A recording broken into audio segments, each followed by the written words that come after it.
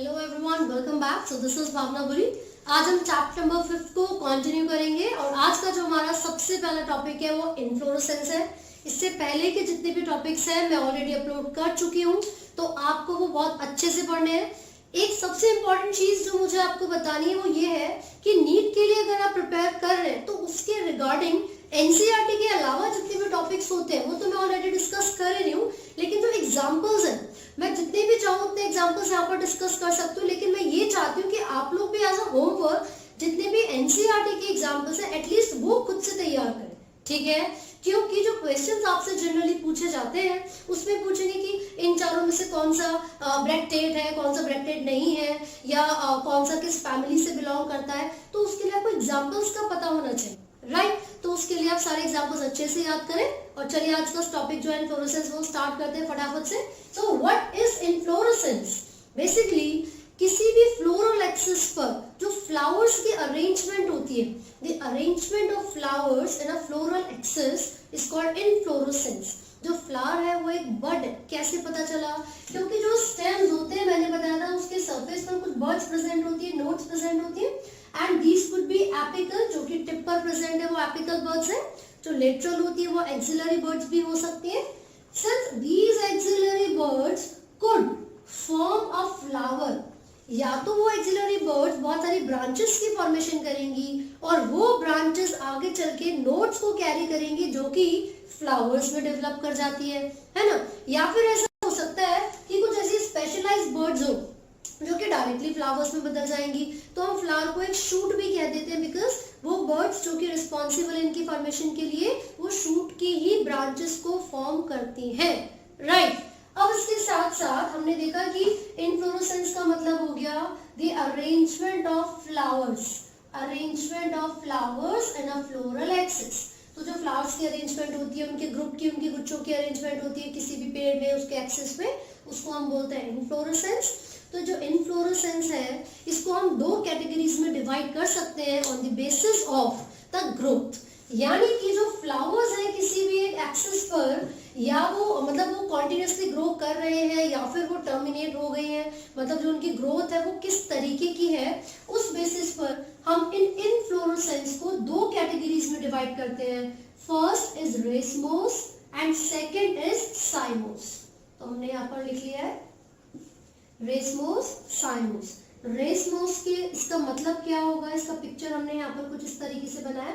यहाँ पर floral bird है जो कि न्यू फ्लावर्स को प्रोड्यूस कर रही है। सिमिलरली यहाँ पर भी फ्लोरल बर्ड्स हैं जो कि न्यू फ्लावर्स को प्रोड्यूस कर रहे हैं। तो जो डिफरेंस है इन दोनों के अंदर वो कहाँ पर आता है, क्या मेन डिफरेंस है?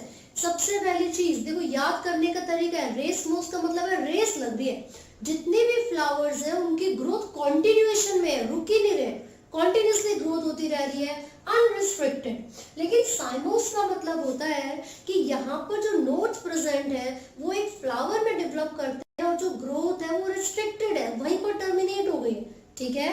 तो रेसमोस का मतलब यहाँ पर क्या हो गया? रेसमोस में आप याद रखोगे कि जो फ्लावर की ग्रोथ होती है वो कॉन्टिन्यू यानी कि चलती रहती है, ठीक है? और वो अनरिस्ट्रिक्टेड होती है, अनरिस्ट्रिक्टेड। जबकि यहाँ पर जो ग्रोथ होगी वो रिस्ट्रिक्टेड होगी, रेस्ट्रिक्टेड ग्रोथ है। यहाँ पर देखो फ्लावर बर्ड से फ्लावर की फॉर्मेशन होगी, यहाँ पर ग्रोथ रुक गई, लेकिन यहाँ पर आगे बहुत सारी ब्रांचेस निकलेंगी, नोड्स निकलेंगे और वहां से फ्लावर्स की डेवलपमेंट कॉन्टिन्यूसली चलती रहेगी। यहाँ पर अगर देखा जाए तो ये जो फ्लोरल एक्सिस होता है, जो यहाँ पर फ्लोरल एक्सिस आप देखोगे वो मोनोपोडियल होता है। मोनोपोडियल का मतलब है पोडियल, मोनो मीन्स वन, यहाँ पर एक बर्ड है जो कि आगे चल के ब्रांचेस में डेवलप करती जा रही है। लेकिन ये मल्टीपोडियल भी हो सकता है, इसका मतलब है बहुत सारी यहाँ पर बर्ड्स दिख रही है, लेकिन वो जो बर्ड्स होंगी वो एक ही फ्लावर में टर्मिनेट करेंगी। जो यहाँ पर बर्ड्स होंगी वो सिंगल फ्लावर, देखो यहाँ से ऐसे करके भी बर्ड्स निकल सकते हैं, लेकिन वो क्या कर रही है, एक सिंगल फ्लावर में टर्मिनेट हो जाते हैं, ठीक है? अब अगली चीज अगर हम यहाँ पर देखें तो जो ग्रोथ का पैटर्न है उसको एक्रोपेटल कहा जाता है। एक्रोपेटल का मतलब है कॉन्टिन्यूसली एपिकल ग्रोथ कॉन्टिन्यूसली चलती रहती है, और इसकी जो ग्रोथ पैटर्न है उसको हम बेसिपेटल कहते हैं। बेसिपेटल का मतलब क्या है कि जो फ्लावर है वो ग्रोथ बहुत ही रिस्ट्रिक्टेड कर रहा है, बहुत ज्यादा डेफिनेट है इसके अंदर कि फिक्स नंबर ऑफ फ्लावर्स की फॉर्मेशन हो रही है, ऐसा नहीं कि अनलिमिटेड फ्लावर्स बन जाएंगे, राइट? इसके साथ साथ आप देखोगे यहाँ पर ये सेंट्रीपेटल टाइप ऑफ अरेंजमेंट होती है, जबकि ये सेंट्रीफ्यूगल टाइप ऑफ अरेंजमेंट है, सेंट्रीफ्यूगल।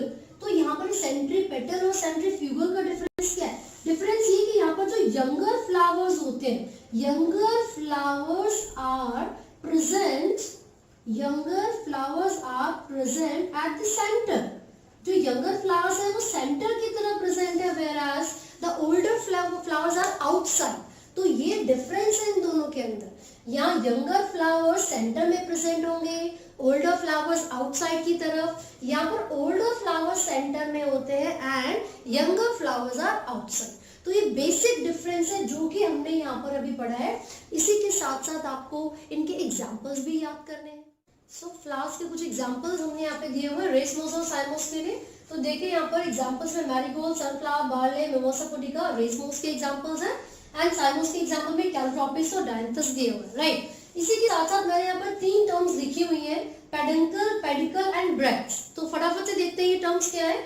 पेडंकल का मतलब क्या होगा? These are some supporting structures जो कि एक इनफ्लोरोसेंस में, यानी कि जो ग्रुप ऑफ फ्लावर्स है जो कि एक एक्सिस पर प्रेजेंट है, उसके बेस में उनके सपोर्ट के लिए जो एक स्ट्रक्चर प्रेजेंट होता है, उस स्ट्रक्चर को पेडंकल कहा जाता है। ये मैं पूरी इनफ्लोरोसेंस की बात कर रही हूँ, यानी कि अ ग्रुप ऑफ फ्लावर्स की बात कर रही हूँ जो कि एक एक्सिस पर प्रेजेंट है, राइट। लेकिन जब भी एक इंडिविजुअल फ्लावर के बारे में बात करेंगे तो उसके बेस पर जो सपोर्टिंग स्ट्रक्चर प्रेजेंट होता है, एक इंडिविजुअल फ्लावर के बेस पर जो सपोर्टिंग स्ट्रक्चर प्रेजेंट होता है, उसको पेडिकल कहा जाता है।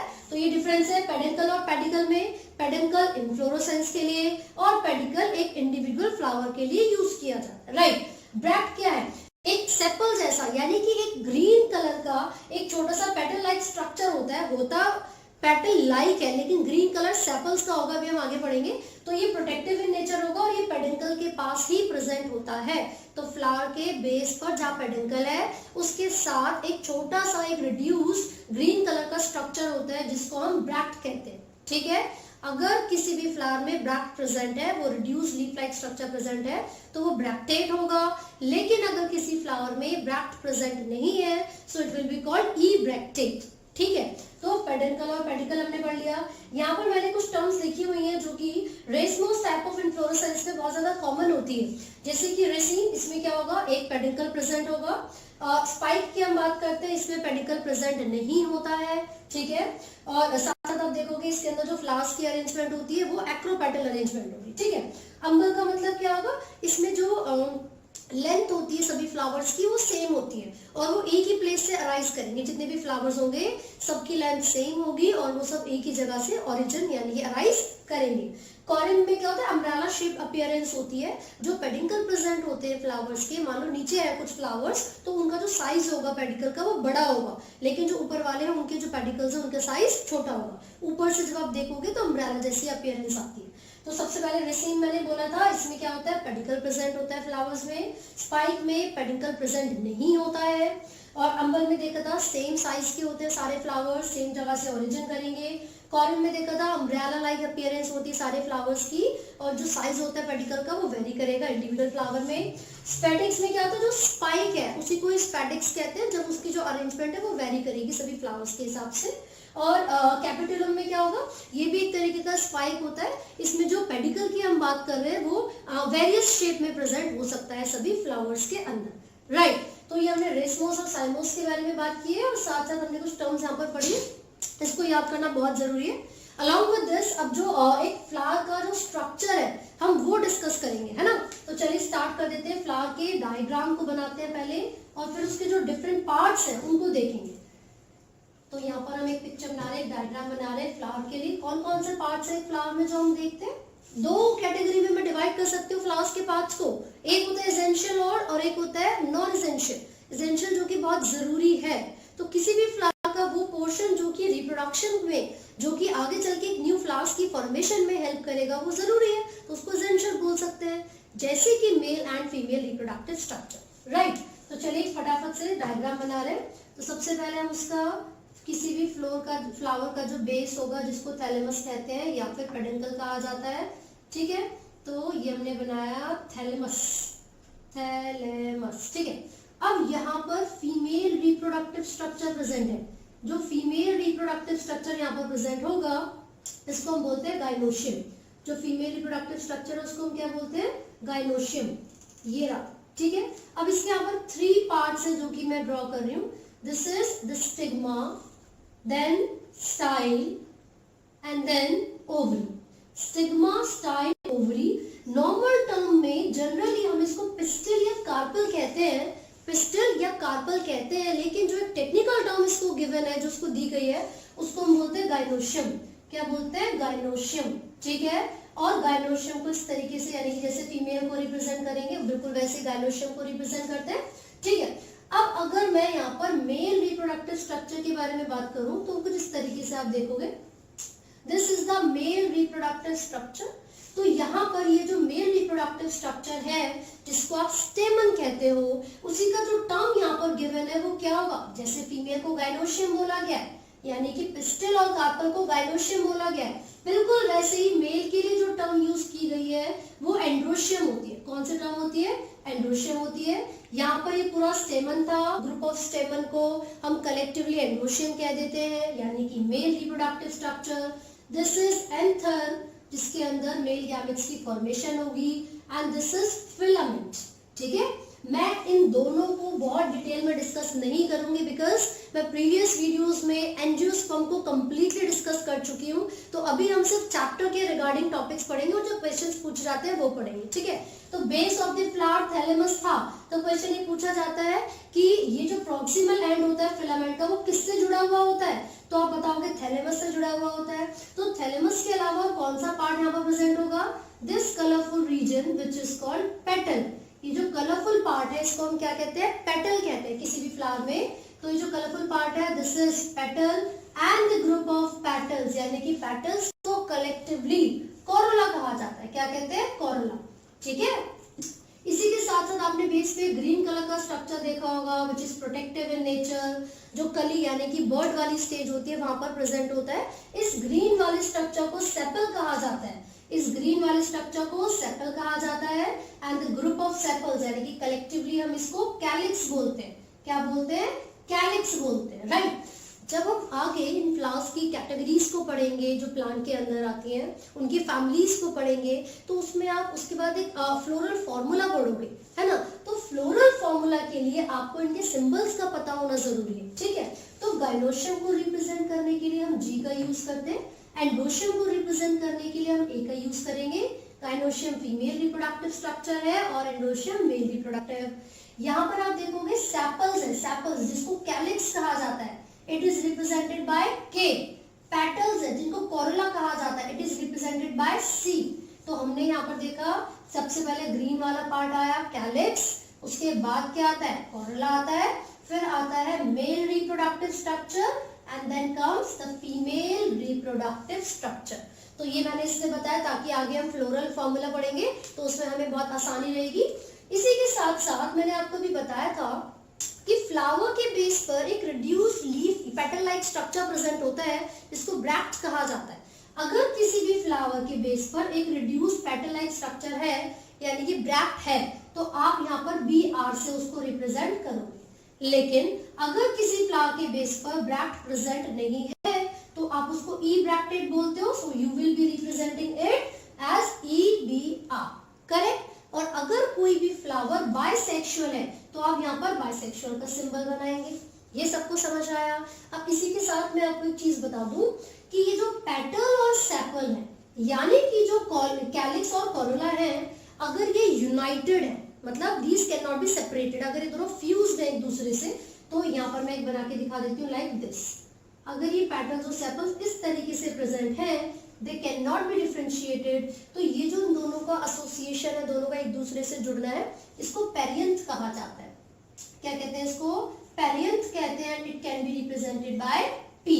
तो पेरियंथ का मतलब क्या है, एग्जाम्पल में आपको इसका लिली बता देती हूँ। यहाँ पर लिली के अंदर ऑब्जर्व किया जाता है कि calyx and corolla are not distinct, वो दोनों डिस्टिंक्ट नहीं है, फ्यूज्ड है। तो जब भी कैलिक्स और कोरोला फ्यूज्ड होते हैं तो उसको हम क्या बोलेंगे, पेरियंथ बोलेंगे, and it can be seen in lily, correct. अब हम बात करते हैं सिमेट्री के बारे में, तो ये जो फ्लावर्स हैं जब आप इनको देखोगे तो कुछ फ्लावर्स ऐसे भी होते हैं जो किसी भी एक्सिस से इक्वल हाफ्स में डिवाइड नहीं हो सकते, तो वो क्या होंगे, एसिमेट्रिकल, राइट। सिमिलरली कुछ फ्लावर्स ऐसे होते हैं जिनको हम किसी भी एक्सिस से दो इक्वल हाफ्स में डिवाइड कर सकते हैं, तो ऐसे फ्लावर्स जिनको किसी भी एक्सिस से दो इक्वल हाफ्स में डिवाइड किया जा सकता है, देखिए यहाँ से भी डायगनली भी, तो इस तरीके की जो सिमेट्री होती है फ्लावर्स की, इसको कहा जाता है एक्टिनोमॉर्फिक। एक्टिनोमॉर्फिक ये वही सिमेट्री है जिसको आप रेडियल कहते हैं, सिमिलरली अगर कुछ फ्लावर्स इस तरीके से जिनको किसी एक ही एक्सिस से दो इक्वल हाफ्स में डिवाइड किया जा सकता है, तो फिर इसको आप बोलोगे जाइगोमॉर्फिक यानी कि bilateral. This is called zygomorphic, ठीक है। एक्टिनोमॉर्फिक का सिंबल देखिए बिल्कुल इसी तरीके से, आपने एक सर्कल बनाया, उसमें प्लस का साइन लगाया, मतलब वो दोनों ही एक्सिस से इक्वल हाफ्स में डिवाइड हो सकता है। जाइगोमॉर्फिक को आप परसेंटेज से रिप्रेजेंट करोगे, राइट। तो जब भी हम फॉर्मूला बनाते हैं, हमने यहाँ पर बाइसेक्सुअल का सिंबल लगाया, देन ब्रैकेट होगा या इब्रैकेट होगा, फिर उसके बाद आप उसकी सिमेट्री बताएंगे, then calyx, corolla, androecium and gynoecium. तो ये चारों की हमने अरेंजमेंट कर ली है। जब हम फ्लोरल फॉर्मूला पढ़ेंगे तो हम उसमें सिर्फ वैल्यूज को पुट करेंगे, यानी कि किसी भी फ्लावर में कितने पेटल्स हैं, कितने सेपल्स हैं, कितने नंबर ऑफ एंड्रोशियम है या कितने नंबर ऑफ गाइनोशियम, राइट। अब हम आगे बढ़ते हैं। फ्लावर का हमने जो स्ट्रक्चर, जो डायग्राम है उसको डिस्कस कर लिया है। तो हमने यहाँ पर एक चीज देखी कि जो मेल रिप्रोडक्टिव स्ट्रक्चर है एंड्रोशियम, स्टेमन का जो ग्रुप है कलेक्टिवली उसको हम एंड्रोशियम कह रहे हैं। जो फीमेल है यहाँ पर पिस्टिल या कार्पल के ग्रुप को गाइनोशियम कह रहे हैं, ठीक है। ये जो आप कलरफुल रीजन देख रहे हो जिसको हमने पेटल्स बोला है, इसका फंक्शन क्या है वो भी तो देख लेते हैं। जो पेटल्स होते हैं इनका फंक्शन है, क्योंकि ये कलर्ड रीजन होते हैं किसी भी फ्लावर का, तो ये अट्रैक्ट करते हैं इंसेक्ट को, क्यों, ताकि पॉलिनेशन हो सके, क्योंकि जब पॉलिनेशन होगी, फर्टिलाइजेशन होगी, तो सीड्स की फॉर्मेशन होगी and new plants and flowers बनेंगे, राइट। तो पेटल्स को यानी कि कोरोला का जो फंक्शन है वो क्या है, इंसेक्ट्स को अट्रैक्ट करना फॉर पॉलिनेशन। सिमिलरली सेपल्स की यानी कि कैलिक्स के बारे में अगर बात करेंगे, तो ये ग्रीन कलर का एक स्ट्रक्चर होता है जो कि बर्ड्स में प्रोमिनेंट होता है, और ये मेन जो इसका फंक्शन है वो प्रोटेक्शन का होता है, सपोर्ट प्रोवाइड करवाएगा और प्रोटेक्शन देता है बर्ड्स को, राइट। अब यहाँ पर इनकी जो अरेंजमेंट की बात की जाए, अगर किसी भी फ्लावर्स में ये जो पेटल्स होती हैं, अगर किसी भी फ्लावर्स में जो पेटल्स हैं वो फ्री हैं, अगर किसी भी फ्लावर में जो पेटल्स हैं वो फ्री हैं, तो उन पेटल्स की जो अरेंजमेंट होगी उसको हम क्या बोलेंगे, दो तरीके के हो सकते हैं, या तो फ्री हो सकते हैं या फिर फ्यूज्ड हो सकते हैं, या तो फ्री हो सकते हैं या फिर फ्यूज्ड हो सकते हैं, है ना।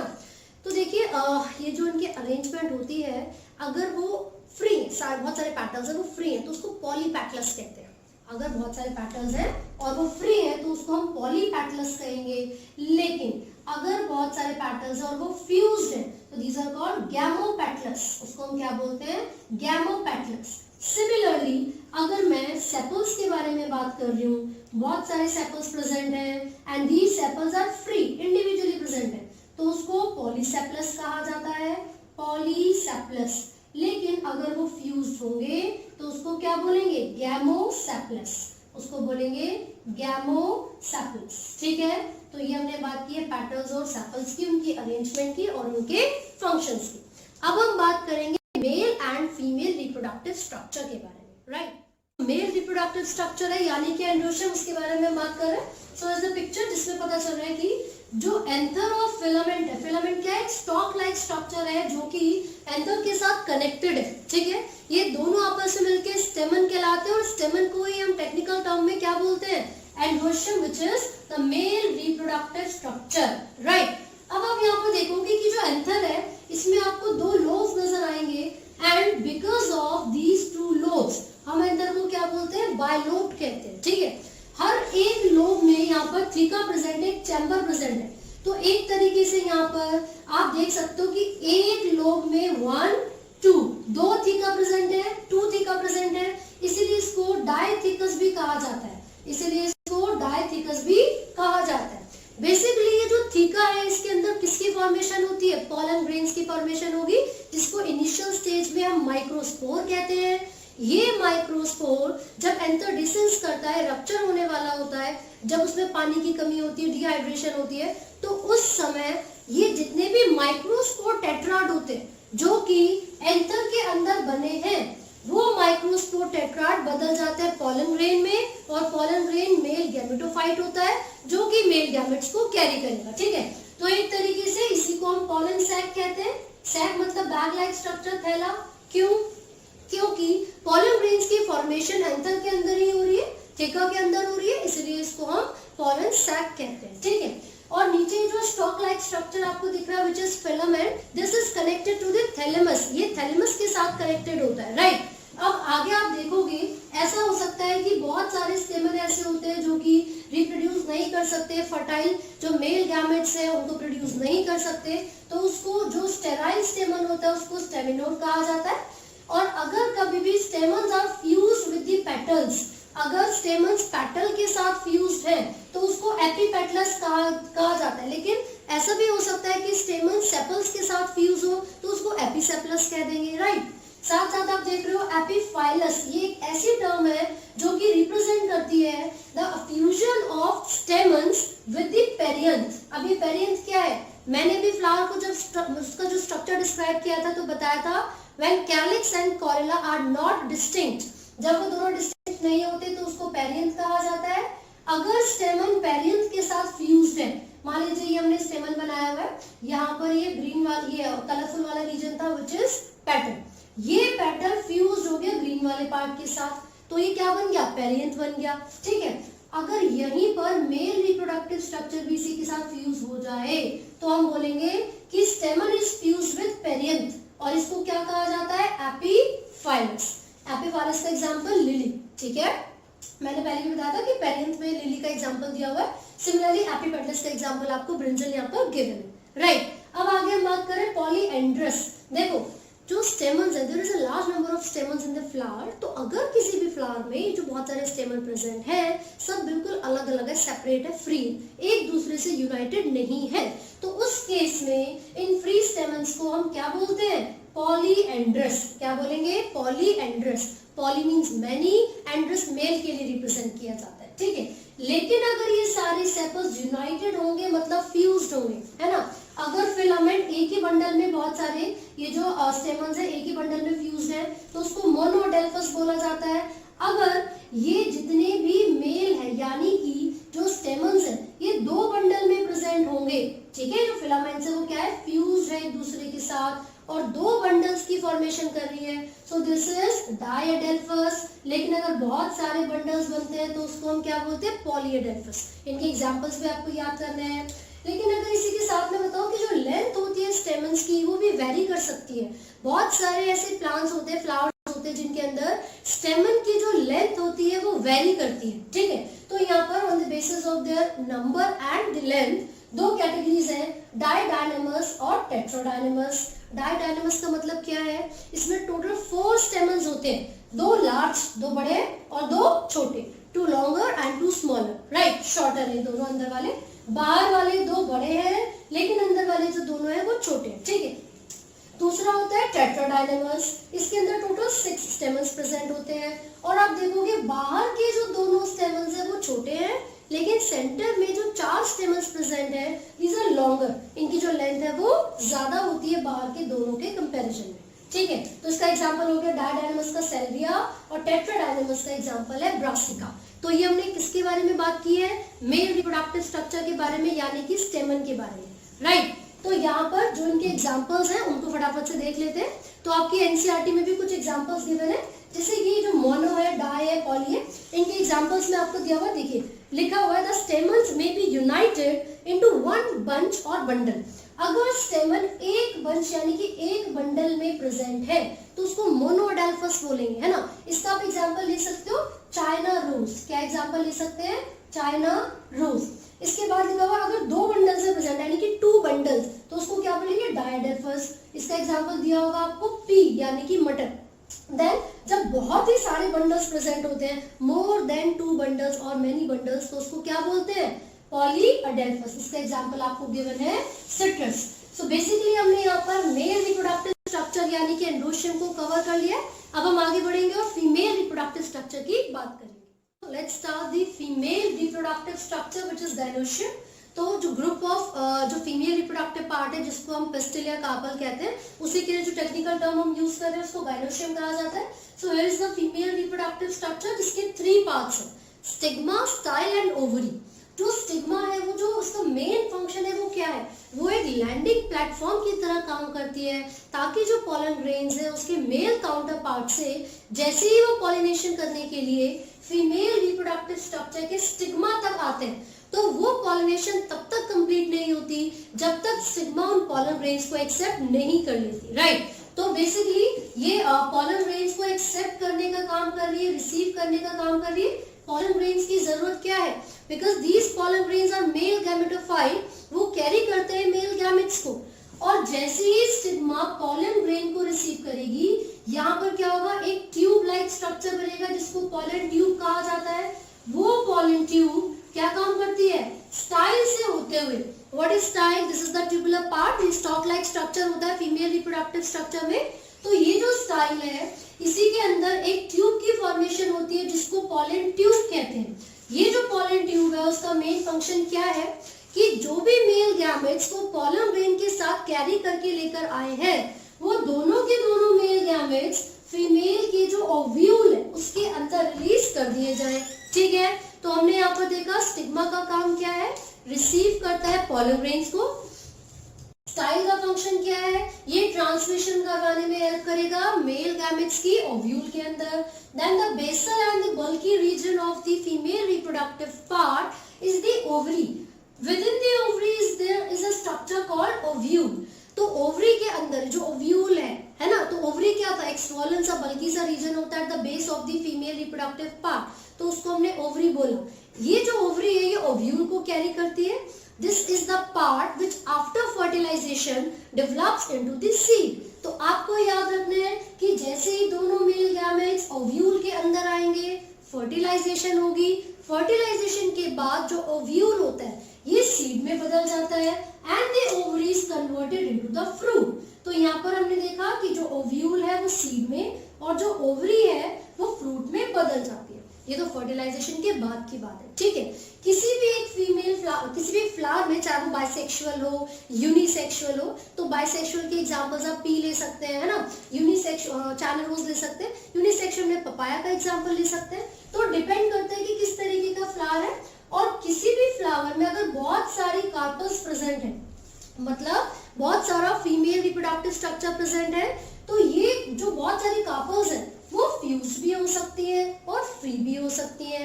अगर किसी भी फ्लावर में all the carpels are fused together, अगर वो सारी कार्पल्स एक दूसरे के साथ फ्यूज्ड हैं, तो जो टर्म उसको दी गई है उसको सिनकार्पस कहा जाता है।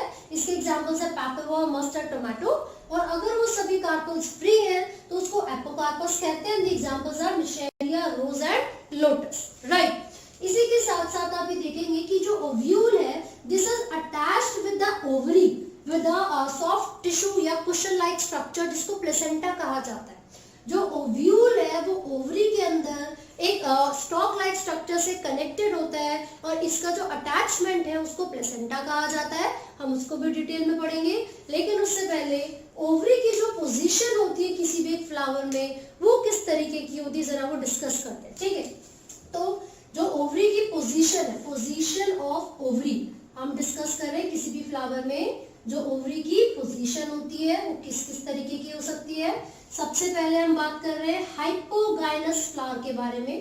तो देखिए हाइपोगाइनस फ्लावर कौन से होंगे, ऐसे फ्लावर्स जिसके अंदर जो ओवरी की पोजीशन होती है ना, वो सुपीरियर होती है। सुपीरियर का मतलब है कि किसी भी फ्लावर का जो डिफरेंट पार्ट्स है, अगर वो सारे पार्ट्स वो ओवरी के नीचे की तरफ प्रेजेंट है ना। देखो दिस इज द थैलेमस, यानी कि क्या है, पेडिकल है, ये बेस है, ठीक है। अब हम बात कर रहे हैं कि यहाँ से क्या अराइज कर रहा है, यहाँ से ये पेटल्स अराइज कर रहे हैं। फिर यहाँ पर मान लीजिए ये सेपल्स हैं, तो फिर से यहाँ पर बना देते हैं these are the petals and these are the sepals, ठीक है। ये बेस पर से अराइज कर रहे हैं, इनके ऊपर से फीमेल रिप्रोडक्टिव स्ट्रक्चर यानी कि ओवरी अराइज कर रही है। तो इसका मतलब ये हुआ कि all the floral appendages are present below the ovary, यानी कि जो ओवरी है वो सबसे ऊपर है, उसकी जो पोजीशन है बाकी फ्लोरल अपेंडेजेस के ऊपर प्रेजेंट है, ठीक है। तो किसी भी फ्लावर में अगर ये जो फीमेल रिप्रोडक्टिव पार्ट है, जो ओवरी है, उसकी पोजीशन बाकी फ्लोरल अपेंडेजेस से ऊपर होती है, तो इस तरीके में जो ओवरी होती है उसको सुपीरियर कहा जाता है और फ्लावर्स को कहा जाता है हाइपोगाइनस। तो ओवरी किस तरीके की है, सुपीरियर ओवरी है, तो यहाँ पर इसका सिंबल होता है ऐसा, ठीक है, सुपीरियर, सॉरी इसको आप ऐसे बनाओगे, ठीक है, यानी कि जी की पोजीशन ऊपर है, सुपीरियर ओवरी, ओवरी की पोजीशन बाकी अपेंडेजेस से ऊपर होती है। तो ये तो हमने बात किया हाइपोगाइनस फ्लावर्स में। जब इसके एग्जांपल्स के बारे में बात करोगे तो आप मस्टर्ड में ये ऑब्जर्व कर सकते हो, चाइना रोज में एंड ब्रिंजल में, चाइना रोज एंड ब्रिंजल। तो these are the examples of hypogynous flowers, ठीक है। लेकिन ऐसा भी हो सकता है कि कुछ फ्लावर्स ऐसे हो जिसमें जो ओवरी की पोजीशन होती है वो ना तो बहुत ही ज्यादा ऊपर होगी फ्लोरल अपेंडेजेस से, ना ही बिल्कुल उनके नीचे होगी, हो सकता है वो बिल्कुल मार्जिन पे प्रेजेंट हो, राइट। तो इस तरीके के फ्लावर को कहा जाता है पेरीगाइनस। तो यहाँ पर देखिए ये थैलेमस है और जो पोजीशन है फ्लोरल अपेंडेजेस की एंड गाइनोशियम की वो लगभग कहां पर है, एक साथ, ठीक है, मतलब बहुत ही ज्यादा डिफरेंस उसके अंदर नहीं आएगा। इस तरीके के फ्लावर को पेरीगाइनस कहा जाता है। इसमें एक और एग्जांपल आप ले सकते हो, ये इस तरीके से, ये थैलेमस है and these are the floral appendages, ठीक है, और यहाँ पर ओवरी इस तरीके से। लेकिन क्या ये बिल्कुल ही अंदर है, बिल्कुल कलेक्टिवली अगर देखा जाए कि जो फ्लोरल अपेंडेजेस है क्या उन्होंने बिल्कुल अंदर दबा के रखा हुआ है, ओवरी को सप्रेस कर दिया, नहीं, राइट। तो इस तरीके का जो फ्लावर होता है उसको हम पेरीगाइनस बोलते हैं, दीज आर कॉल्ड पेरीगाइनस। इसके जो एग्जांपल्स हैं वो प्लम हो सकता है, रोज हो सकता है ना, तो ये सारे इनके एग्जांपल्स हो सकते हैं। इसके अलावा जो थर्ड टाइप ऑफ जो फ्लावर है उसकी हम बात करेंगे, उसको एपिगाइनस कहा जाता है, दिस इज कॉल्ड एपिगाइनस। और एपिगाइनस फ्लावर्स में जो ओवरी होती है वो इंफीरियर होती है, बिल्कुल अंदर दबी हुई, जबकि इसमें ना तो बहुत ही ज्यादा सुपीरियर थी ना ही बहुत ही ज्यादा इंफीरियर थी, तो इसकी कंडीशन को हाफ इंफीरियर कहा जाता है, this is called half inferior, ठीक है। तो ये हाफ इंफीरियर हो गया। लेकिन जब हम बात करते हैं एपिगाइनस फ्लावर की तो आप देखोगे जो ओवरी होती है इट इज कंप्लीटली इनसाइड, वो पूरे तरीके से जो फ्लोरल अपेंडेजेस है उनके द्वारा कवर हो जाती है। तो यहाँ पर देखो फ्लोरल अपेंडेजेस प्रेजेंट है, ठीक है, मेल रिप्रोडक्टिव स्ट्रक्चर दिखेगा आपको, यहाँ पर अलग अलग पार्ट्स दिखेंगे, लेकिन वो सब these all are present above the ovary. तो इसका मतलब क्या हुआ कि एपिगाइनस फ्लावर में जो ओवरी होती है वो इंफीरियर होती है, तो यहाँ पर ओवरी इज इंफीरियर। इसको आप ऑब्जर्व कर सकते हो, एग्जांपल है guava, cucumber etcetera, guava, cucumber, sunflower में भी इसको देखा जा सकता है, सनफ्लावर एक्सेट्रा, ठीक है। तो ये हमने बात की है ओवरी की पोजीशन के बारे में and there are different types of flowers जिसमें आपने ओवरी की पोजीशन को देखा है, साथ ही साथ उनके एग्जांपल्स को पढ़ा है। जब इसमें ओवरी सुपीरियर है तो हमने इस तरीके से रिप्रेजेंट किया, लेकिन यहाँ पर ओवरी इंफीरियर है तो इस तरीके से आप इसको रिप्रेजेंट करेंगे जब हम फ्लोरल फॉर्मूला पढ़ेंगे तब, ठीक है। तो ये हमने फीमेल रिप्रोडक्टिव स्ट्रक्चर को, गाइनोशियम को, बाकी ओवरी की पोजीशन को अच्छे से डिस्कस कर लिया है। अब हम बात करेंगे दो टॉपिक्स के बारे में, एक है presentation and the another one is estimation. जो टॉपिक हम डिस्कस कर रहे हैं वो है प्रेजेंटेशन। बेसिकली प्रेजेंटेशन का मतलब क्या, आप कैसे इसको डिफाइन करोगे, this is the arrangement of ovules with in the ovary. इसको आप दो तरीके से डिफाइन कर सकते हो। जो प्रेजेंटेशन है इसको हम कह सकते हैं the arrangement of ovules with in the ovary, arrangement of ovules with in the ovary. या फिर आप ये भी बोल सकते हो कि जो प्लेसेंटेशन है उसको हम बोलते हैं the arrangement of placenta, like how is the ovule attached to the ovary. किसी भी एक ओवरी के अंदर जो ओव्यूल है उसकी पोजीशन क्या है, किस तरीके से वो अरेंज्ड है, या फिर वो किस तरीके से ओवरी के साथ जुड़े हुए अटैच्ड है, तो इस अरेंजमेंट को हम प्रेजेंटेशन कहेंगे। आप देख सकते हो there are 5 different types of arrangement of ovules, यानी कि प्रेजेंटेशन के 5 टाइप्स यहाँ पर गिवन है। सबसे पहला जो है वो मार्जिनल है। मार्जिनल का मतलब ये होता है कि जो सीड्स होंगे वो अरेंज होते हैं, एक रिच पर अरेंज होते हैं। तो ये जो पिक्चर, जो डायग्राम यहाँ पर बनी हुई है, ये पी का डायग्राम है। इसमें आप देखोगे दी ओव्यूल्स आर, देखो अगर मैं इसको बिल्कुल इस तरीके से खोल के दिखाऊं, तो जैसे मटर को हम पी को ऐसे खोलेंगे तो क्या होगा, the ovules will be attached like this. इस तरीके से ओव्यूल्स की अरेंजमेंट होती है ना। सो दीज ओव्यूल्स यानी कि these seeds are present at the ridge along the ventral suture of the ovary. किसी भी ओवरी के अंदर ये जो प्रेजेंट है सीड्स यानी कि ओव्यूल, बिल्कुल वेंट्रल सूचर पर प्रेजेंट है, रिच पे प्रेजेंट है, बिल्कुल मार्जिन पे, ठीक है। इसीलिए इस तरीके की अरेंजमेंट को मार्जिनल कहा जाता है। And the examples are pea and gram, ठीक है। सो नेक्स्ट यहाँ पर एक्साइल बोला हुआ है। तो एक्साइल में क्या है, आप देख सकते हो कि इस डायग्राम में कुछ चैम्बर्स बने हुए हैं, यानी कि पहली बात ये मल्टीलोक्यूलर ओवरी होती है। देयर आर सम सेप्टम और द चैम्बर्स, कुछ चैम्बर्स प्रेजेंट है यहाँ पर। ये जो चैम्बर्स है, इनकी प्रेजेंस होने की वजह से जो सीड्स हैं वो अलग अलग चैम्बर्स में या अलग अलग पोर्शन में प्रेजेंट है, ठीक है। तो लिखा हुआ है एक्सियल प्रेजेंटेशन। किस तरीके की प्रेजेंटेशन है, एक्सियल, यानी कि seeds are present at the centre but differentiated by the margins. यहाँ पर क्या प्रेजेंट है, चैम्बर्स प्रेजेंट है, ठीक है। मल्टीलोक्यूलर हो गई इन चैम्बर की प्रेजेंस की वजह से। The examples are China rose, tomato and lemon, ठीक है। Next is parietal. पेराइटल आप मस्टर्ड में देख सकते हो। इसका जो सिंपल मतलब है वो ये है that the ovules are present at the periphery, यानी कि मार्जिन पर, किनारे पर प्रेजेंट होते हैं, ठीक है, इनर पार्ट पर प्रेजेंट होंगे। तो इस तरीके से अगर मस्टर्ड में देखा जाए तो इस जगह पर यहाँ पर सीड्स प्रेजेंट है, ओव्यूल प्रेजेंट है। And sometimes there is a false septum. कई बार ऐसा होता है कि इन दोनों के बीच में एक फॉल्स सेप्टम बन जाती है, जो कि इसको पूरे ओव्यूल को दो चैम्बर्स में डिवाइड कर देगी, ठीक है, या पूरी ओवरी की दो चैम्बर्स में डिवीजन हो जाती है। किस वजह से, due to the formation of a false septum, ठीक है। कई केसेस में ऐसा ऑब्जर्व किया जाता है, जैसे मस्टर्ड में ले लीजिए। दूसरा एग्जांपल है agrimony. Then third is the free central. तो नाम से ही पता चल रहा है देयर इज नो चैम्बर, यहाँ पर कोई फॉल्स सेप्टम नहीं बनेगी। ओव्यूल्स सेंट्रल एक्सिस पर प्रेजेंट होते हैं, किसी भी सेप्टम की फॉर्मेशन नहीं होती है, इस वजह से कोई भी चैम्बर नहीं बनेंगे। These ovules are free. तो इस तरीके की अरेंजमेंट को हमने क्या बोला, फ्री सेंट्रल, ठीक है। एप्पल में आप देख सकते हो ऐसा, डायंथस में, प्राइम रोज में देख सकते हो, आपके एनसीईआरटी की एग्जांपल्स है। और ये तो बहुत कॉमन है, आपने लेमन वगैरह में देखा ही होगा, इसमें चैम्बर बने हुए, right. And the last one is the basal. Basal का मतलब होता है कि जो ओव्यूल और ओवरी की अटैचमेंट है, जो प्लेसेंटा है, वो बेस पर प्रेजेंट होगा ओवरी के।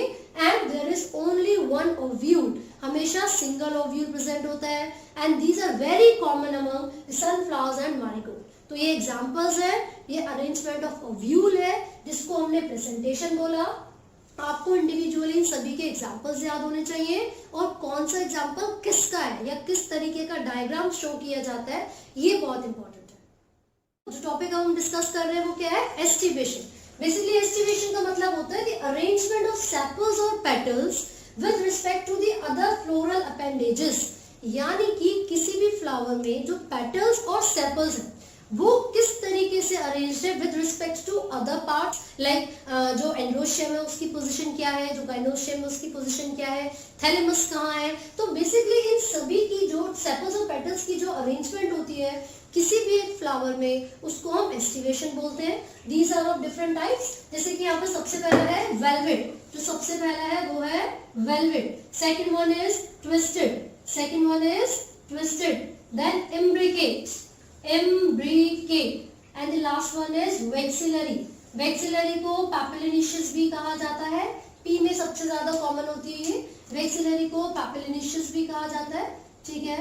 तो यहाँ पर आप देखोगे कि ये जो चारों तरीके की एस्टिवेशन है, इसमें जो पेटल्स की अरेंजमेंट है या जो सेपल्स की अरेंजमेंट है वो वेरी करती है। कैसे, यहाँ पर जितनी भी पेटल्स हैं, these all are arranged in the same axis। ये जितने भी पेटल्स हैं सब एक ही एक्सिस पर अरेंज हैं, ठीक है। तो जब भी सारे पेटल्स सेम एक्सिस पर अरेंज होंगे, 360 डिग्री का एंगल बन रहा है यहाँ पर, तो इस तरीके की अरेंजमेंट को वेलवेट कहा जाता है। And this could be seen in Calotropis, right. लेकिन ट्विस्टेड का मतलब क्या है, जितने भी पेटल्स हमारे पास हैं, अगर बहुत सारे पेटल्स हमारे पास हैं, वो सारे पेटल्स एक स्पेसिफिक डायरेक्शन में ट्विस्ट कर जाए, घूम जाए।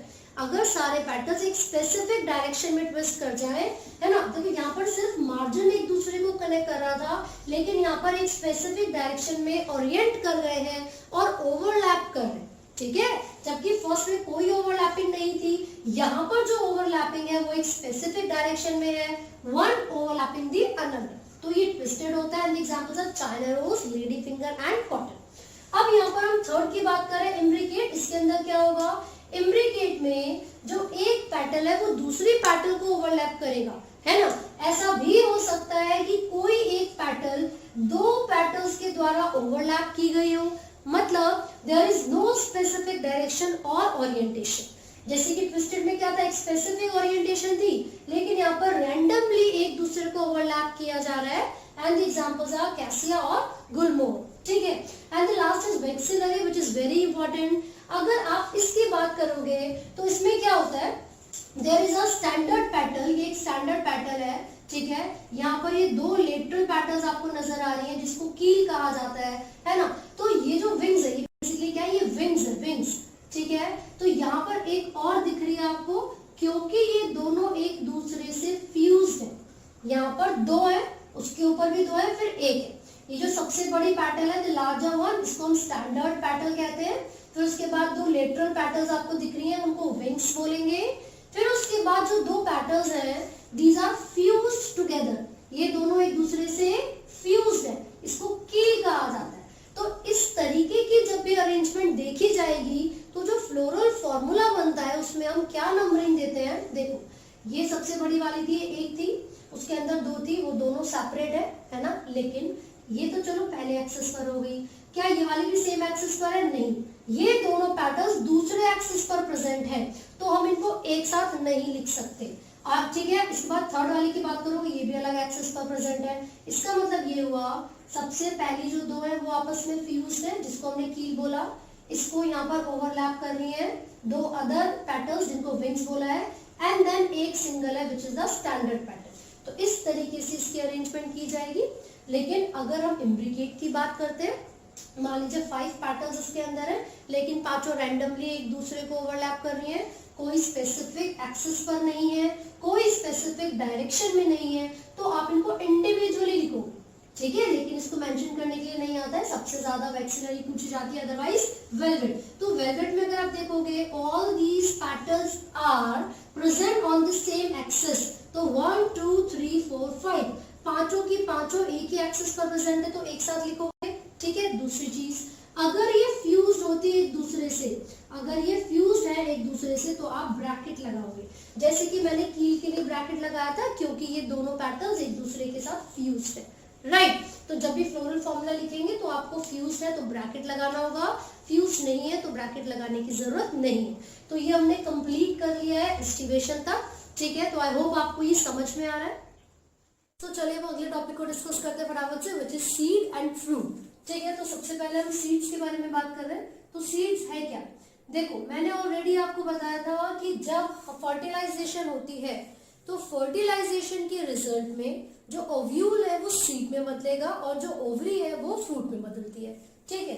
तो जब आपने फीमेल रिप्रोडक्टिव स्ट्रक्चर देखा था तो उसमें आपने देखा कि यहाँ पर ओवरी प्रेजेंट है और ओवरी के अंदर ओव्यूल प्रेजेंट होता है। तो जब फर्टिलाइजेशन इसके अंदर हो जाएगी तो ये ओव्यूल सीड में बदल जाएगा and this ovary will be converted into the fruits, ठीक है।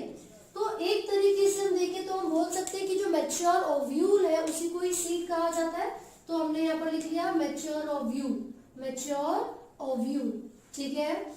It is a result of fertilisation, result of fertilisation, ठीक है। तो ये फर्टिलाइजेशन के रिजल्ट में बना है, ठीक है। अब ये जो सीड्स होते हैं, these could be of 2 types। अब ये जो सीड्स हैं वो दो तरीके के हो सकते हैं, मोनोकॉट और dicot, monocot and dicot. Mono का मतलब है single, based on the number of cotyledons. हमने बोला कि ये मोनोकॉट और डाइकॉट दो तरीके के हैं। मोनो का मतलब है उसमें एक सिंगल कॉटिलिडॉन प्रेजेंट होगा।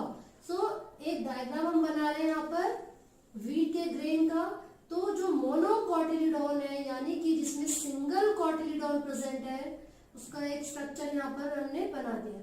तो ग्रास फैमिली की अगर हम बात करेंगे, क्योंकि वो खुद भी एक मोनोकॉटिलिडॉन है, तो उसके अंदर क्या होते हैं, जो कॉटिलीडॉन है उसको क्या कहते हैं, स्क्यूटेलम कहा जाता है। ग्रास फैमिली के कॉटिलीडॉन का नाम क्या है, स्क्यूटेलम। तो ये क्वेश्चन आपसे पूछा जाएगा, तो याद रखें ग्रास फैमिली के कॉटिलीडॉन का नाम क्या है, स्क्यूटेलम। ठीक है, अगेन ये बहुत इंपॉर्टेंट है। यहाँ पर आप देखोगे एम्ब्रियोनल एक्सिस प्रेजेंट होगा and this is the layer, इसको हम एल्यूरोन लेयर कहते हैं। एल्यूरोन लेयर कहा जाता है। तो देखो एंजियोस्पर्म में फर्टिलाइजेशन के बाद सीड्स की फॉर्मेशन हो रही है और फ्रूट की फॉर्मेशन हो रही है। उसी समय जब फर्टिलाइजेशन होती है तो एंडोस्पर्म की भी फॉर्मेशन होती है। तो जो एंडोस्पर्म की हम बात कर रहे हैं वो क्या होता है, 3N यानी कि ट्रिप्लॉइड होता है। जो एंडोस्पर्म होता है एंजियोस्पर्म के केस में वो 3N है यानी कि ट्रिप्लॉइड है। तो क्योंकि यहाँ पर जो एल्यूरोन लेयर है वो एंडोस्पर्मस होती है, वो न्यूट्रिशन प्रोवाइड करवाने का काम करती है एम्ब्रियो को, इसीलिए वो ट्रिपल N यानी कि 3N होती है। And this particular region is the plumule, ठीक है, जो कि फ्यूचर शूट होता है, फ्यूचर शूट होता है, आगे चल के स्टेम में बदलता है। And this region is the radicle, जो कि फ्यूचर रूट होगा, फ्यूचर रूट। ठीक है, और आप देख सकते हो इन दोनों को प्रोटेक्शन देने के लिए कॉन्टिन्यूस शीथ प्रेजेंट है।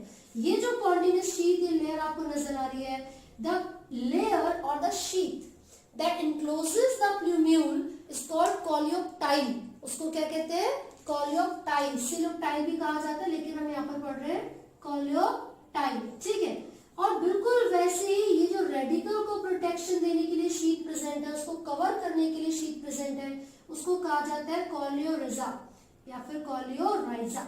ठीक है, तो ये आपको याद रखना है। There is always an embryonal axis, plumule and radicle, जो कि सीड के कैरेक्टरिस्टिक फीचर्स होते हैं। ये हमने मोनोकॉट का एक स्ट्रक्चर देखा। मोनोकॉट में ग्रास फैमिली आती है और ग्रास के कॉटिलीडॉन का नाम क्या है, स्क्यूटेलम नाम है। तो एक तो ये क्वेश्चन आपसे पूछा जाता है नीट में, और दूसरा ये। ठीक है, अब डायकॉट के बारे में अगर हम बात करें तो इसका सीड जब हम बनाएंगे सो it will be like this. इस तरीके से डायकॉट का सीड बनेगा, क्योंकि इसके अंदर 2 कॉटिलीडॉन है।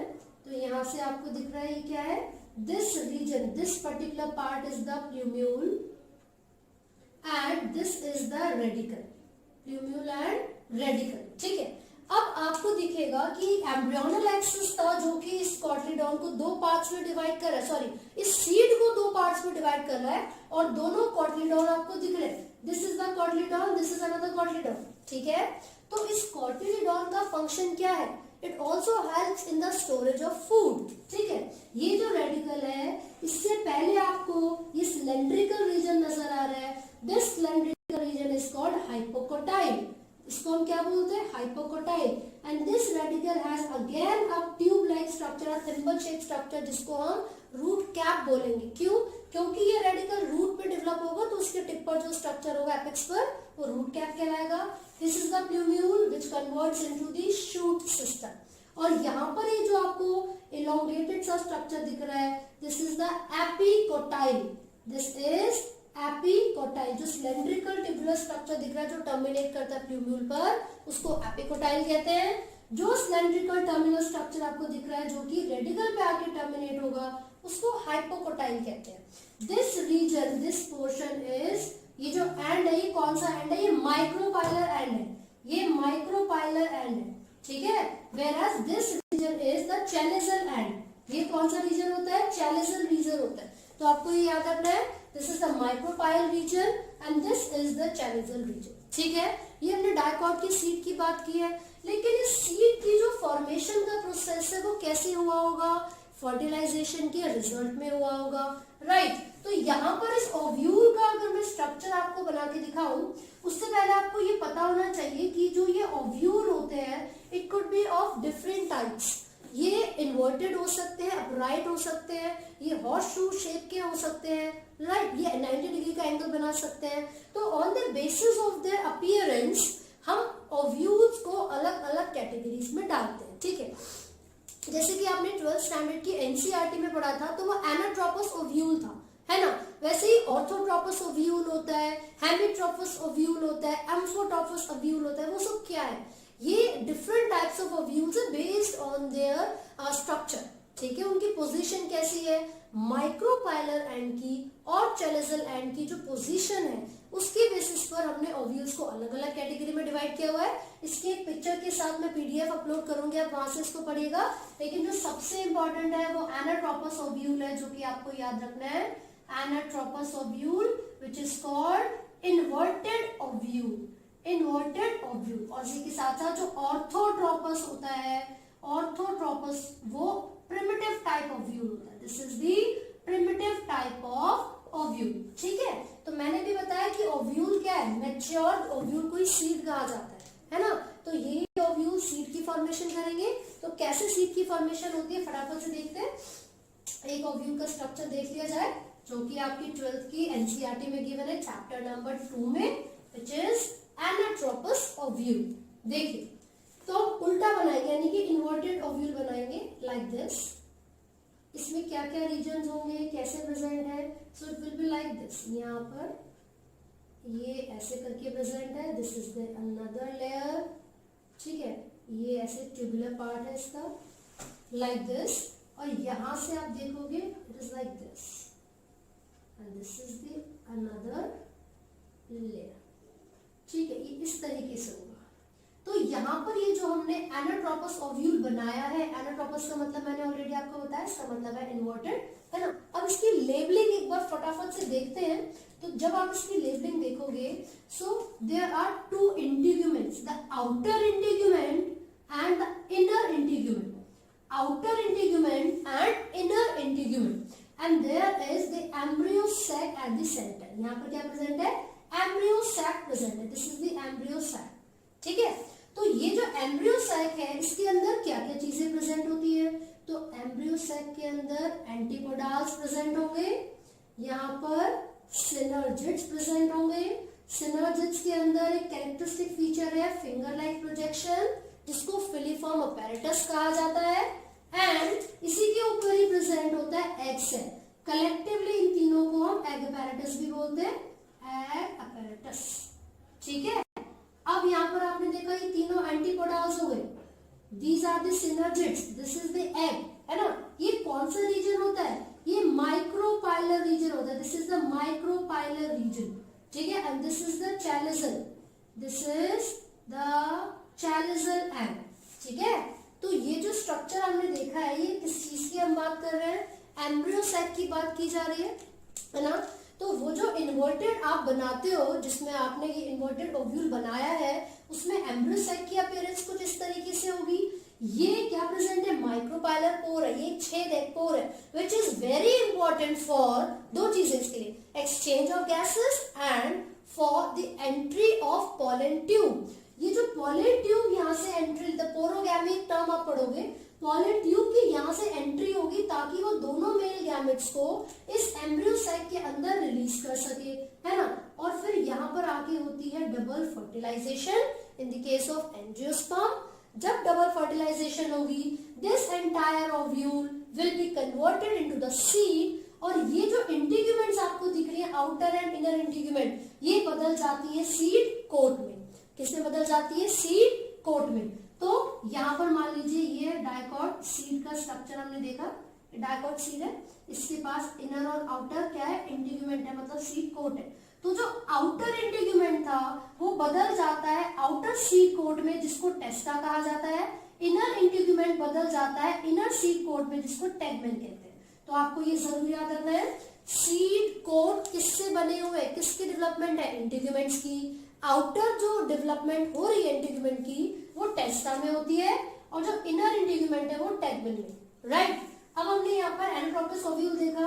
ये जो स्टॉक लाइक स्ट्रक्चर आपको दिख रहा है, this stock like structure is the funicle, this stock like structure is the funicle. और यहाँ पर ये जो स्पेसिफिक रीजन प्रेजेंट होगा, जो इस पूरे ओव्यूल को प्लेसेंटेशन के साथ, फ्यूनिकल के साथ कनेक्ट करेगा, this is the hilum, this is the hilum reason.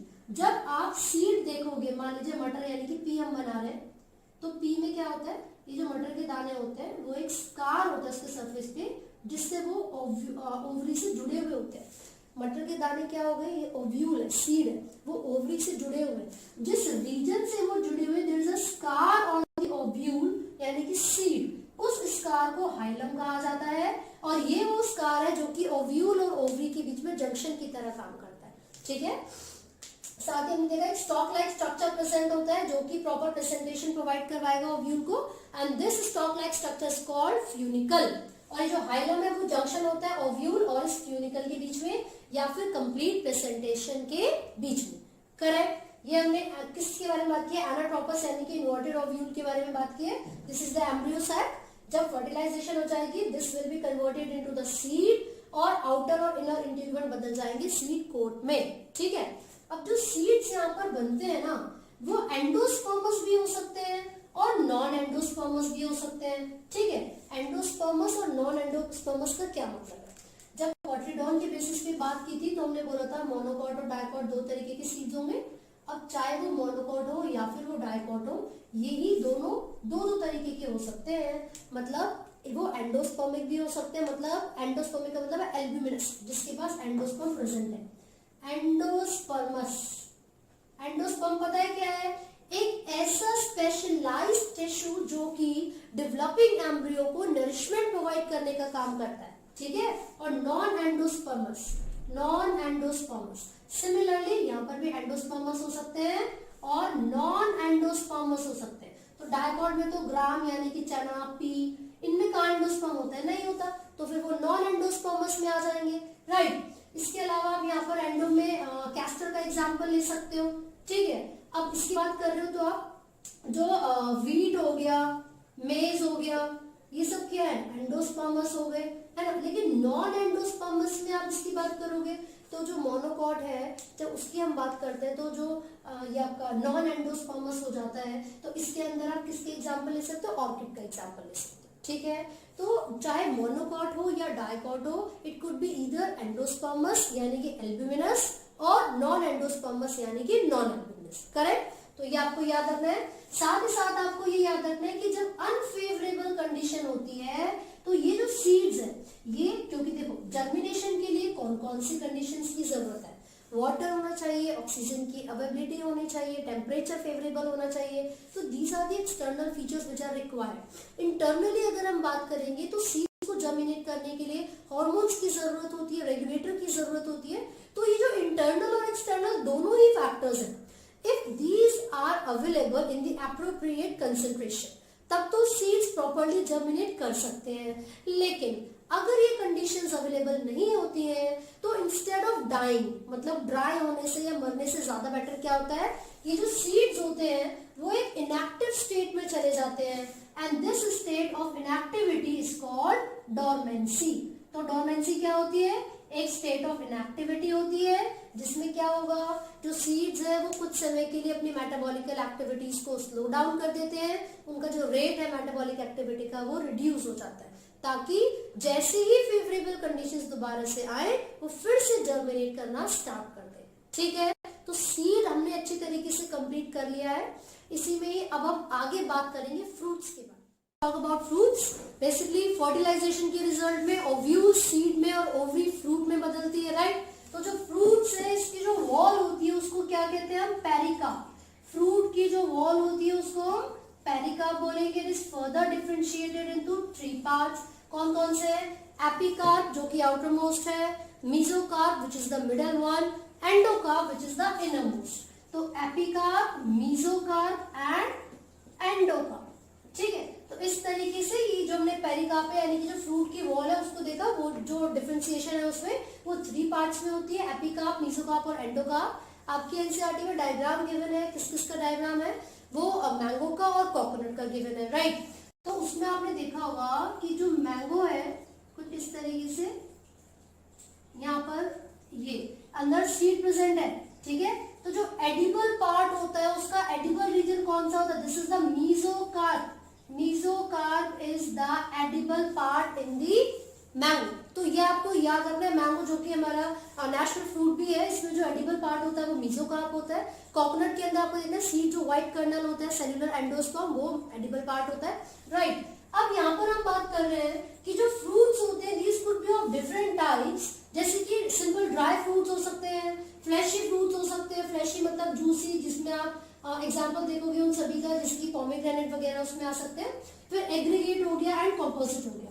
जो ड्राई होते हैं these are further of two type, dehiscent और indehiscent, can not further be divided, या फिर जो प्रॉपर तरीके से डिफरेंशिएट नहीं होते वो इनडेसिकेंट हो गए। इसके अंदर कैरोप्सिस है यानी कि ग्रेन, तो ग्रेन में आप व्हीट, मेज, इन सब का एग्जांपल ले सकते हो। जो पेरिकार्प है और जो सीड कोट है, पेरिकार्प का मतलब है फ्रूट की जो वॉल और जो सीड कोट है दोनों फ्यूज्ड होते हैं, है ना, तो उसको इनडेसिकेंट बोला जाता है। यहाँ पर इसके दो एग्जांपल्स मैं आपको दे रही हूँ। कैरियोप्सिस में ग्रेन्स आ गया, जिसमें हमने व्हीट, मेज वगैरह की बात की है। देन नट्स में हार्ड पेरिकार्प होती है, जो पेरिकार्प है वो बहुत हार्ड होती है, इसका एग्जांपल आप कैश्यू नट वगैरह ले सकते हैं, ठीक है। देन डेसिकेट में यहाँ पर आप देखोगे लेग्यूम और कैप्सूल का एग्जांपल लिया है, लेग्यूम में पी हो गया, कैप्सूल में पॉपी प्लांट का एग्जांपल आप ले सकते हो। फ्लैशी में जितने भी जूसी होते हैं वो सारे फ्रूट्स इसके अंदर आते हैं, and these are another category. उसके बाद जो एग्रीगेट होते हैं उसके अंदर देखो क्या होगा, पॉलीकार्पुलरी होते हैं, बहुत सारी कार्पल्स प्रेजेंट होती हैं, and these all carpels are free, क्योंकि एपोकार्पस मैंने यहाँ पे टर्म लिखे हुए, राइट। तो इसका एग्जांपल स्ट्रॉबेरी हम पढ़ सकते हैं। इसके अंदर आप बेरीज देख सकते हो, ड्रूप देख सकते हो, ड्रूप में मैंगो का एग्जांपल आ सकता है आपका, बेरीज में कस्टर्ड एप्पल हो गया, ठीक है, मलबेरी हो गया। इसके अलावा ड्रूप में रेस्पबेरी का एग्जांपल आपको गिवन है। हालांकि और भी बहुत सारे एग्जांपल्स आप फ्रूट्स के अंदर पढ़ सकते हो, लेकिन वो स्पेसिफिक कैरेक्टरिस्टिक फीचर्स और वो एग्जांपल्स जो कि सबसे ज्यादा पूछे जाते हैं मैं वो डिस्कस कर रही हूँ। जैसे कि कैरोप्सिस आपको याद रखना है ग्रेन्स के रिस्पेक्ट में, ठीक है। तो मोनोकोटिलिडॉन के लिए, स्पेसिफिकली मोनोकोटिलिडॉन के लिए ये टर्म यूज की जाती है कैरियोप्सिस, ठीक है। मेज के लिए आ जाएगा, क्वेश्चन आता है मेज में जो कैरियोप्सिस है उसका नाम क्या है, क्योंकि वो मोनोकोटिलिडॉन है। तो मैंने भी बताया क्या होता है उसका नाम, जो सिंगल सीडेड होते हैं उनके अंदर जो कोटिलिडॉन है उसका नाम स्क्यूटेलम होता है, राइट। अब उसके अलावा क्या आपको याद रखना है, बेरीज पढ़ना है, ड्रूप पढ़ना है। कंपोजिट में ये याद रखना है that the complete inflorescence is converted into the fruit। जो कंपोजिट फ्रूट होते हैं उसके अंदर पूरी की पूरी इन्फ्लोरेसेंस ही एक नए फ्रूट में बदल जाती है। इसके एग्जांपल में जैक फ्रूट ले सकते हैं आप, पाइनएप्पल ले सकते हैं, ठीक है। तो फ्रूट्स के ये एग्जांपल्स आप याद रखोगे। वो जो पूरा का पूरा ओवरी होती है, राइपेंड ओवरी को फ्रूट कहा जाता है। क्या कहते हैं, राइपेंड, पकी हुई जो ओवरी है ना, इसी को हम क्या बोलते हैं, फ्रूट बोलते हैं। And those fruits which are developed by the ovaries are called true fruits। उसके अलावा किसी दूसरे पार्ट से अगर डेवलप होते हैं वो फॉल्स फ्रूट होते हैं, ठीक है। स्ट्रॉबेरी वगैरह आप लोग का सारे एग्जांपल्स आपको याद रखना है, कौन सा ट्रू है कौन सा फॉल्स है। इसके अलावा एक टर्म आप पढ़ते हो पार्थिनोकार्पी। पार्थिनोकार्पी का मतलब होता है the formation of fruits without fertilisation.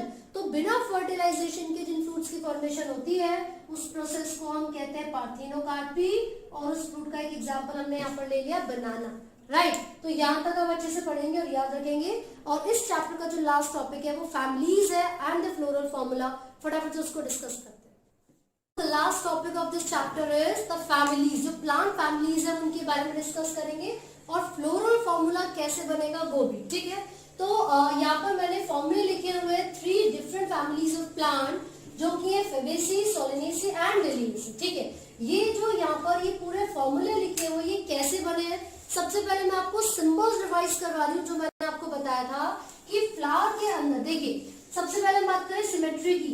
अगर किसी भी फ्लावर को 2 इक्वल हाफ्स में डिवाइड किया जा सकता है, बांटा जा सकता है किसी एक ही एक्सिस से, तो उसको जाइगोमॉर्फिक कहा जाता है। And this is the symbol. ये जो परसेंटेज का साइन है ये जाइगोमॉर्फिक के लिए होगा। इसका मतलब है किसी एक ही एक्सिस से फ्लावर को किसी 2 इक्वल पार्ट्स में डिवाइड किया जाता है। लेकिन अगर 2 या 2 से ज्यादा एक्सिस से प्लांट्स को इक्वल हाफ में डिवाइड करेंगे तो उसको हम क्या बोलेंगे, ये किस तरीके की अरेंजमेंट है, दिस इज, जिसको आप बोलते हो रेडियल, है ना। यहाँ पर इसको हम क्या बोलते हैं, actinomorphic. This is zygomorphic, this is actinomorphic, ठीक है। चलिए इसके बाद मेल के लिए हम ये सिंबल यूज करते हैं, this is use for staminate, यानी कि मेल के लिए। फीमेल के लिए सिंबल यूज किया जाएगा। एंड फॉर बाइसेक्सुअल हम यहाँ पर दोनों इस्तेमाल करेंगे एक साथ, क्लियर है। अगर ब्रैक्टेट, एक रिड्यूस ब्रैक्ट प्रेजेंट होता है किसी लीफ के बेस पर तो उसको ब्रैक्टेट कहा जाता है, एंड बी आर से उसको रिप्रेजेंट करेंगे। अगर रिड्यूस ब्रैक्टेट नहीं है तो ई बी आर, यानी कि ई ब्रैक्टेट, क्लियर है। इसके बाद हम कैलिक्स को रिप्रेजेंट करते हैं के से, कैलिक्स को रिप्रेजेंट करते हैं के से। अगर ये जो सेपल्स है वो फ्यूज्ड होती है तो हम ब्रैकेट ब्रैकेट लगाते हैं। अगर वो सेपल्स फ्री होती है तो हम ब्रैकेट नहीं लगाएंगे। फ्यूज का मतलब यहाँ पर क्या होगा, ये होता है गैमोसेप्लस। फ्री का मतलब होता है polysepalous. Same with the corolla. Corolla क्या है, पेटल्स के ग्रुप को कहते हैं। कोरोला को रिप्रेजेंट सी से किया जाता है। फ्यूज्ड होंगे, गैमोपेटलस होंगे तो ब्रैकेट आएगा, फ्री होंगे तो ब्रैकेट नहीं आएगा। ठीक है, मैंने जब एस्टिवेशन पढ़ाई थी तो बताया था वैक्सीलरी aestivation is one of the important. तो उसमें पैप्लिनेशियस भी कहा जाता है उसको। और यहाँ पर जो पेटल्स की अरेंजमेंट होती है वो कुछ इस तरीके से होती है। एक स्टैंडर्ड पेटल होगी, 2 विंग्स होते हैं और एक कील, मतलब 2 कील्स है जो आपस में फ्यूज्ड है। ठीक है, देन हम बात करते हैं मेल रिप्रोडक्टिव स्ट्रक्चर एंड्रोशियम की। ए से रिप्रेजेंट करेंगे। अगर यहाँ पर आप देखोगे फ्यूज्ड होंगे तो ब्रैकेट लगेगा, फ्री होंगे तो ब्रैकेट नहीं लगेगा। अगर 2 बंडल में प्रेजेंट है, 2 बंडल में मान लीजिए टोटल 10 है, जो स्टेमन्स है किसी भी फ्लावर में टोटल 10 है, तो आपको लिखने का तरीका हमेशा 9+1 होगा। 9 आपस में फ्यूज होंगे और 1 को अलग से। ऐसा क्यों, टोटल 10 है, कोई बच्चा उसको 5-5 लिख देगा, कोई बच्चा 7 और 3 लिख देगा, कोई 8 और 2। तो एक सिंपल ट्रिक यहाँ पर हम अपनाते हैं जिसमें हम 2 बंडल्स बना रहे हैं, सारे एक साथ फ्यूज और 1 को छोड़कर। ठीक है, तो फ्यूज मतलब 9 एक साथ होगा और 1 अलग हो गया। इसके बाद हम गायनोशियम यानी कि फीमेल रिप्रोडक्टिव स्ट्रक्चर की बात कर रहे हैं जिसको जी से रिप्रेजेंट किया जाता है। ठीक है, अगेन फ्यूज होगी तो आप ब्रैकेट लगाओगे, जो ओवरी है अगर वो फ्यूज है तो ब्रैकेट लगेगा, नहीं तो हम ब्रैकेट नहीं लगाएंगे। साथ ही साथ अगर ओवरी सुपीरियर है तो इस तरीके से रिप्रेजेंट करोगे, इंफीरियर है तो इस तरीके से। ठीक है, अब इन ये सब चीजें तो हो गई। इसके अलावा टेपल्स होते हैं। Whenever petals and sepals are fused together तो उसको टेपल्स हम बोल देते हैं। ठीक है, या फिर एक जगह आपको पी यानी कि पेरियंथ नजर आएगा। इसका मतलब क्या होता है, जो कैलिक्स और कोरोला है वो दोनों एक दूसरे के साथ फ्यूज्ड है, तभी हमने उनको नाम दिया था टेपल्स। क्लियर है, तो आप उसको डायरेक्टली लिख सकते हो जितनी भी आपको गिवन है, 4+4, 3+3 व्हाटएवर इट इज। तो क्योंकि वो ऑलरेडी फ्यूज हो गई है और उस फ्यूजन को ही हम पेरियंथ कहते हैं, इसलिए हमने यहाँ पर ब्रैकेट नहीं लगाया, खाली पी लिखा है। ठीक है, लेकिन मैंने आपको साथ ही में कुछ ऐसे टर्म्स बताए थे कि जो स्टेमन होता है कई बार वो स्टेमन फ्यूज हो जाता है किसके साथ, जो स्टेमन है वो मेल रिप्रोडक्टिव स्ट्रक्चर है वो कोरोला के साथ फ्यूज हो जाता है यानी कि पेटल्स के साथ, जिसको एपीपेटलस कहा जाता है, जिसको एपीपेटलस कहा जाता है। तो ये कैसे रिप्रेजेंट करोगे, कोरोला को सी से रिप्रेजेंट करते हैं, एंड्रोशियम को ए से करते हैं, इनके ऊपर एक ब्रिज बना रहे हो आप, जिससे ये पता चलता है कि ये दोनों एक दूसरे के साथ जुड़े हुए हैं, तो इसको हमने बोला एपीपेटलस। लेकिन अगर एपीफाइलस होता तो कोरोला को पेरियंथ के साथ आप फ्यूज कर देते। राइट, तो ये सारे सिंबल्स हमने देख लिए। इन सिंबल के बेसिस पर आप इनके कैरेक्टरिस्टिक फीचर्स के बारे में पता लगा सकते हो। पहले तो फीचर मैं आपको बता दूं कि जो फेबेसी है उसमें सारी पल्सेस इंक्लूड की जाती है, ग्राम, चना, मटर सब आ जाएगा। ग्राम, अरहर, इसमें एडिबल ऑयल जाते हैं, मस्टर्ड ऑयल हो गया, सरसों का तेल जिसे बोलते हैं। ठीक है, साथ ही साथ इसमें जो फॉर्मूला आपको दिख रहा है इसके बेसिस पर आप बता सकते हो ये जाइगोमॉर्फिक है, बाइसेक्सुअल होते हैं इसके अंदर। जो इनके सेपल्स है वो क्या है, फ्यूज्ड है। जो कोरोला है वो किस तरीके की एस्टिवेशन को शो करता है, वैक्सीलरी एस्टिवेशन को शो करेगा। ठीक है, टोटल 5 नंबर ऑफ पेटल्स हैं, यहाँ पर 5 नंबर ही सेपल्स है जो फ्यूज्ड है। एंड्रोशियम में 2 बंडल्स हैं, इसको डायडेल्फस आप बोलोगे और टोटल नंबर हो गए 10। ठीक है, ओवरी कैसी है, सुपीरियर है, सुपीरियर, एक ही 1 लिखा हुआ है मतलब मोनोकार्पुलरी। राइट, ये हो गया फेबेसी के बारे में। अब सोलेनेसी की यानी कि पोटैटो फैमिली की बात करें, जिसमें स्पाइसेस आते हैं, चिलीज आती है, टोबैको आते हैं, मेडिसिनल पर्पस में भी इसको यूज किया जाता है ना। तो इसका जो फॉर्मूला है आप इसके बेसिस पे बता सकते हो, ये क्या है, ये रिप्रेजेंट करता है एक्टिनोमॉर्फिक साइमोस। जो इन्फ्लोरेसेंस होगी वो साइमोस होगी। तो एक्टिनोमॉर्फिक है, बाइसेक्सुअल है, 5 सेपल्स है वो भी फ्यूज, 5 पेटल्स है जो कि एंड्रोशियम के साथ फ्यूज्ड है, मतलब ये एपीपेटलस है। राइट, लेकिन जो एंड्रोशियम है मतलब जो स्टेमन्स है वो सारे फ्री है। जो सुपीरियर ओवरी है यहाँ पर वो बाइकार्पुलरी है, मतलब 2 कार्पस प्रेजेंट है। क्लियर है, और यहाँ पर ये दोनों ब्रैकेट लगे हुए, इसका मतलब है सिनकार्पस, फ्यूज्ड है ओवरी। अब यहाँ पर आप बात करो कार्पस फ्यूज्ड है। अब हम लिलिएसी के बारे में बात करेंगे, which is also called lily family. इसमें एग्जांपल्स में एलोवेरा, एलो आ जाता है, कुछ केमिकल्स आते हैं जैसे कॉल्चिसिन हो गया, ट्यूलिप आ गया, ऑर्नामेंटल पर्पस के लिए यूज किया जाता है। ठीक है, this formula represents black tape कि यहाँ पर जो लीव है इनके पास एक रिड्यूस्ड स्ट्रक्चर होता है जिसको ब्रैकेट कहा जाता है। साइमोस इन्फ्लोरेसेंस होगी, एक्टिनोमॉर्फिक होते हैं, बाइसेक्सुअल है, और सेपल्स और पेटल्स फ्यूज्ड है यहाँ पर। क्योंकि सेपल्स और पेटल्स फ्यूज है तो उसको टेपल्स बोल दिया, रिप्रेजेंट कर दिया पेरियंसिस 3+3। एंड्रोशियम में 2 बंडल है, 3+3 से रिप्रेजेंट किया है। डायअडेल्फस 2 बंडल मतलब डायअडेल्फस। यहाँ पर गायनोशियम फीमेल रिप्रोडक्टिव स्ट्रक्चर आप देख लो, ओवरी सुपीरियर है और ट्राइकार्पुलरी है मतलब 3 कार्पल्स है वो भी आपस में क्या है, फ्यूज्ड है। क्लियर हो गया। अब अगर मैं आपको ये फीचर देती हूँ कि कोई एक फ्लावर है, कोई एक पूरा का पूरा, मैं किसी क्लास या फैमिली से बात कर रही हूँ कि एक एग्जांपल मैं आपको दे रही हूँ, किसी फ्लावर में एक्टिनोमॉर्फिक सिमेट्री है, तो एक्टिनोमॉर्फिक को आपने ऐसे रिप्रेजेंट किया, flower has both the staminate and pistillate मतलब वो बाइसेक्सुअल हो गया, तो आपने बाइसेक्सुअल को ऐसे रिप्रेजेंट कर दिया। अगर मैंने ये बोला है कि ई ब्रैकेट है तो वो क्या होगा, EBR, ये हम फ्लोरल फॉर्मूला बनाना सीख रहे हैं। मैंने बोला इट हैज 5 सेपल्स और उसमें मैंने लिखा है गैमोसेपलस। तो देखिए के से आप सेपल्स को रिप्रेजेंट करोगे मतलब कैलिक्स को, और 5 सेपल्स है वो भी गैमोसेपलस, इसका मतलब क्या हो गया, फ्यूज्ड है। गैमो का मतलब होता है फ्यूज। फिर मैंने बोला कोरोला और उसके आगे लिखा हुआ है वेक्सिलरी एस्टिवेशन। वेक्सिलरी एस्टिवेशन का मतलब क्या है, देखिए एक स्टैंडर्ड पेटल है, 2 विंग्स होंगे एंड देन 2 कील होते हैं, राइट। तो इसको लिखने का तरीका है 1+2+ ब्रैकेट में 2, ये रिप्रेजेंट करता है वेक्सिलरी एस्टिवेशन को। फिर मैंने यहाँ पर आपको बोला कि एपीफाइलस है, एपीपेटलस है। एपीपेटलस का मतलब क्या हो गया कि जो एंड्रोशियम है वो पेटल्स के साथ फ्यूज है, तो आप इस तरीके से ब्रिज बनाओगे, है ना। अगर मैं ऐसा नहीं बोलती तो आप सिंपल ऐसे ही लिखे रहने देते, ठीक है। फिर मैंने बोला एंड्रोशियम डायअडेल्फस मतलब 2 बंडल्स बनेंगे, टोटल नंबर ऑफ स्टेमन है 6, तो टोटल नंबर ऑफ स्टेमन 6 है जिनको 2 बंडल में लिखना है, तो हम लिखेंगे 5 फ्यूज्ड प्लस 1 फ्री। गायनोशियम मैंने बोला सुपीरियर ओवरी, इस तरीके से लिखा। बायकार्पुलरी मतलब 2 है वो भी सिनकार्पस, सिनकार्पस का मतलब होता है फ्यूज। तो इस तरीके से आप एक फ्लोरल फॉर्मूला बड़ी आसानी से बना सकते हैं। अगर आपको डायग्राम बनाने के लिए, फ्लोरल डायग्राम बनाने के लिए बोला जाएगा तो आप देखें किस तरीके से बनाएंगे। फटाफट से एक फ्लोरल डायग्राम बना लेते हैं, ठीक है। तो चलिए जो फॉर्मूला हमने बनाया उसी की फ्लोरल डायग्राम बनाने की कोशिश करते हैं। कैलिक्स से रिप्रेजेंट करें 5 है वो भी फ्यूज। आपने मान लीजिए ये कैलिक्स है, ठीक है, 1, ये हो गया 2, देन 3, 4 एंड देन 5। ये आपने 5 क्या बनाया, फ्यूज कैलिक्स, ठीक है। अब उसके बाद यहाँ पर किस तरीके की अरेंजमेंट है कोरोला की, इस तरीके से अरेंजमेंट है कोरोला की, लाइक दिस। ये आपने कोरोला की अरेंजमेंट बना दी, ठीक है, ये हो गया, ओके। देन आपने देखा जो एंड्रोशियम है वो 2 बंडल में प्रेजेंट है, 5 एक साथ फ्यूज्ड है, एक अलग है, तो 5 एक साथ फ्यूज्ड है, तो 1 2 3 4 5, ठीक है। ये बीच में मैंने बना दिया 5, 1 2 3 4 5, ये 5 मैंने बनाया, एक मैंने अलग से बनाया तो मैंने उसको इस तरीके से बनाया, ठीक है।